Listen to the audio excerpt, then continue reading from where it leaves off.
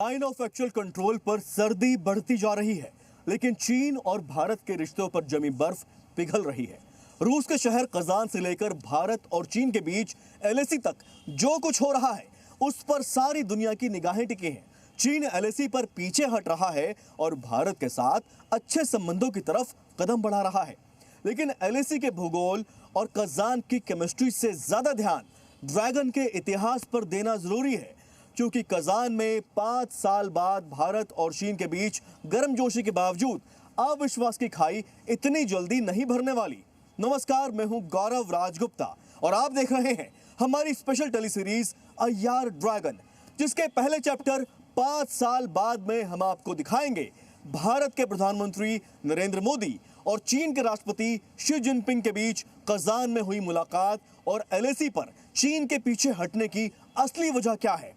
दूसरे चैप्टर सावधान इंडिया में हम आपको बताएंगे चीन और भारत के बीच रिश्ते सुधरने और एलएसी पर दोनों देशों के समझौते के बावजूद भारत को ड्रैगन से क्यों सावधान रहना होगा। तीसरा चैप्टर अंकल सैम में हम आपको बताएंगे भारत चीन अगर करीब आ रहे हैं तो किस देश को सबसे ज्यादा दर्द हो सकता है।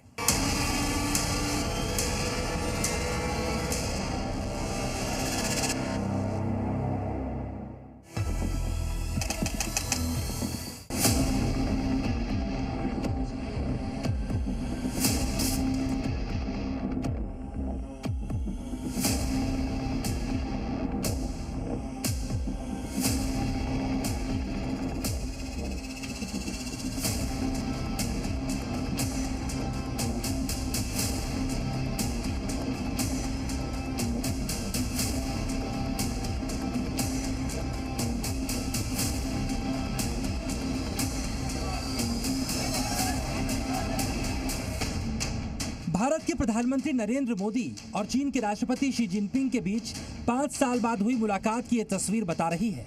चीन को पता लग चुका है कि उसका फायदा भारत से हाथ मिलाने में है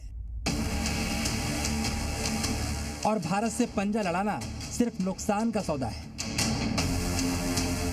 4.5 साल तक एलएसी पर ताकत दिखाने की नाकाम कोशिश के बाद चीन का घमंड टूटा तो उसे दोस्ती के लिए हाथ बढ़ाना ही पड़ेगा। रूस के कजान में 5 साल बाद भारत और चीन के बीच द्विपक्षीय वार्ता हुई तो इस पर दुनिया की निगाहें टिकी थी। इस मुलाकात की तस्वीरें बता रही हैं कि रिश्तों में जमी बर्फ पिघली तो बॉडी लैंग्वेज भी बदली। भले ही इस मुलाकात में पुतिन और मोदी जैसे पुराने दोस्तों जैसी गर्मजोशी नहीं दिखी हो, लेकिन दोनों नेता मुस्कुराकर मिले, एक दूसरे का अदब करते दिखे।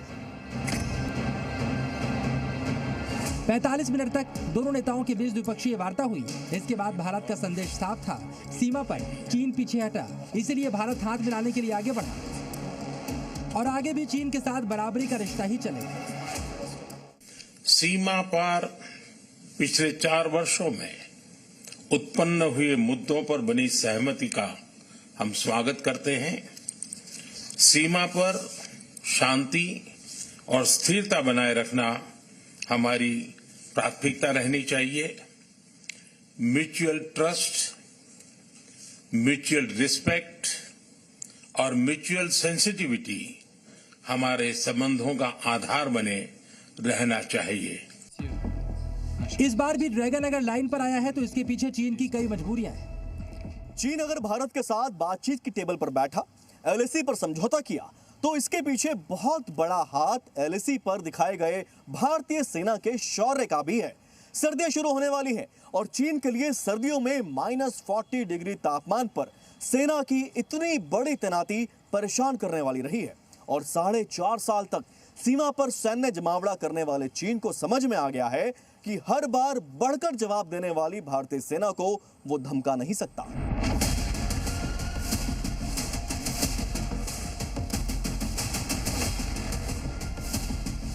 गलवान के बाद जब भारत और चीन के बीच तनाव बढ़ा तो चीन ने दबाव बनाने के लिए एलएसी पर 50,000 सैनिक तैनात कर दिए।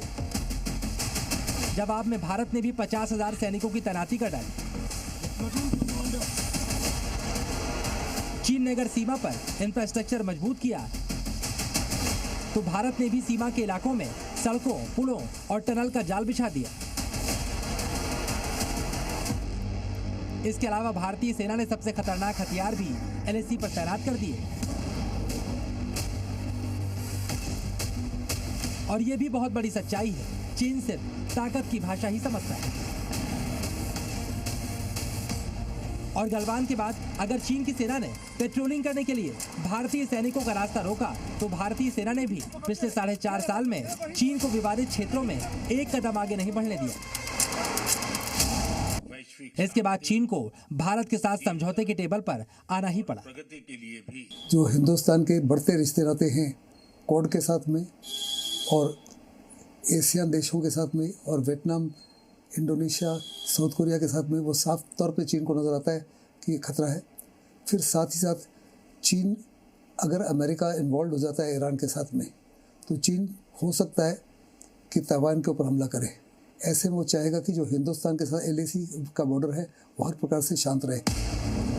ताकत के साथ साथ कूटनीतिक और आर्थिक क्षेत्र में भी चीन का गुरूर भारत ने तोड़ा है।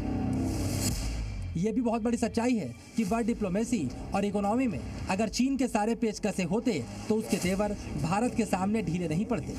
भारत एक उभरता हुआ आर्थिक शक्ति भी है।